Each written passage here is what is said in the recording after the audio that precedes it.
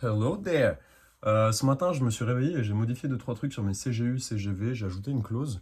Et donc, je me suis dit que ça pouvait être intéressant de faire une vidéo où j'expliquais simplement comment j'avais créé mes CGU et CGV facilement grâce à ChatGPT. Euh, Commençons. Évidemment, c'est pas un conseil juridique. Je peux pas dire autrement. Faites appel à des avocats et machin. Je pense que c'est plus intelligent que ce que j'ai fait. Peut-être. Aucune idée. En tout cas, c'est pas un conseil juridique, c'est tout ce que je peux te dire. Comment ça s'est passé pour moi pour bâtir les CGU CGV? Donc à l'époque, je bossais avec mon associé. Ce que j'ai fait, c'est que j'ai fait du swap file avec lui des différentes CGU CGV de nos concurrents et de personnes avec qui on travaillait, des partenaires comme des concurrents. On a swipé, donc il y avait des trucs dans la voyance, il y avait des trucs, nous on bosse dans la spiritualité, donc il y avait des trucs dans la spiritualité, etc. Et donc on a fait du swipe de ça, on a récupéré toutes les CGE, CGV, on les a copié-collé dans un doc.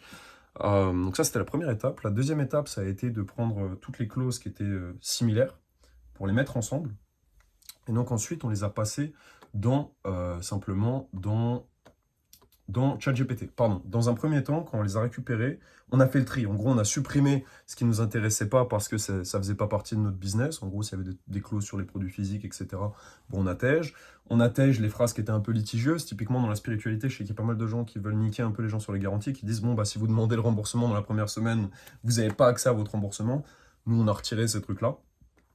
On est dans une optique sur les garanties satisfait remboursées, bah c'est satisfait remboursé. Si vous n'êtes pas satisfait au bout de 2 jours, c'est pareil que si vous ne l'êtes pas au bout d'une semaine. On n'a pas connu d'abus non plus avec ça pour l'instant. Évidemment, ça aide.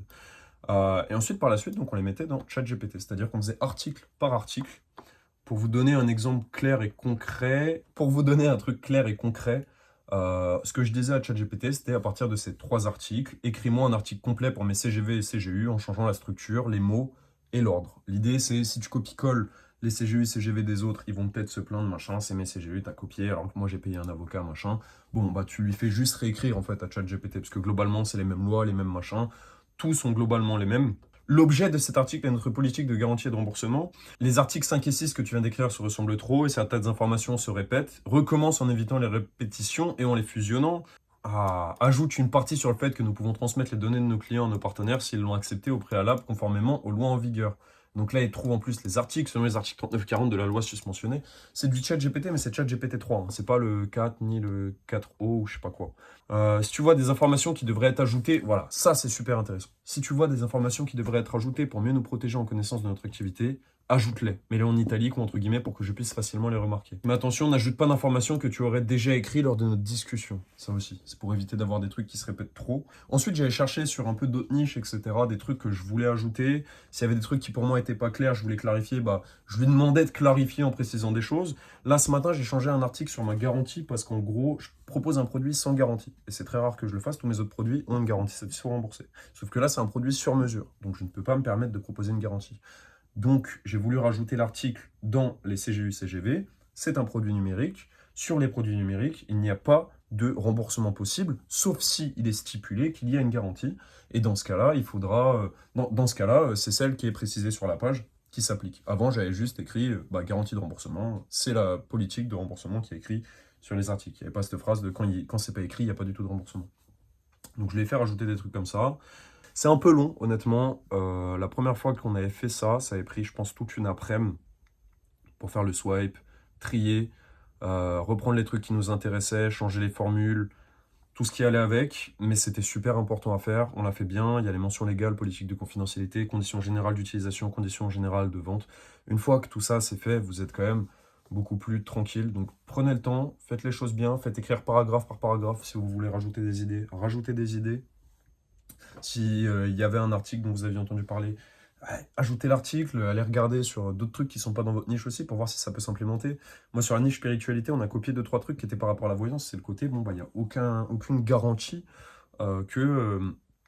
aucune garantie que vous puissiez avoir les mêmes résultats. Aussi, on est dans le domaine de l'ésotérisme, donc rien n'est prouvable. Enfin, tu vois, rien n'est prouvable. Les preuves qui sont amenées, mais rien ne peut être jugé comme étant factuel. On parle quand même d'ésotérisme. Donc, c'est de l'ésotérisme. Il y a certaines lois qui s'appliquent, etc., etc. Je vais pas vous partager les prompts et tout. Je vous l'ai dit à l'oral. J'ai la flemme d'écrire un truc, machin. Honnêtement, prenez juste des CGU, CGV déjà existantes, faites le tri dedans, recopiez les articles qui sont similaires, et à partir de ça, faites écrire des articles à GPT. L'idée, c'est d'avoir un truc complet, safe, clair, avec toujours des trucs de contact, de machin, et d'être clean, c'est le plus important. Je sais que, encore une fois, c'est pas un conseil juridique, mais ce qui compte vraiment quand vous êtes devant un tribunal ou machin, c'est l'intention derrière. Bon, il y a évidemment le côté juridique et la loi, mais il y a aussi l'intention qui est jugée. Si votre intention c'est de niquer votre client, c'est pas la même chose que si votre intention elle est bonne à la base et qu'effectivement bah, le client il a fait un peu de la merde. Ça arrive de temps en temps. En France, c'est plus difficile, je pense, de se battre et c'est peut-être une bonne chose hein, pour les consommateurs. Mais il y a ce truc d'intention quand même. Faites attention. Faites attention à avoir de bonnes intentions.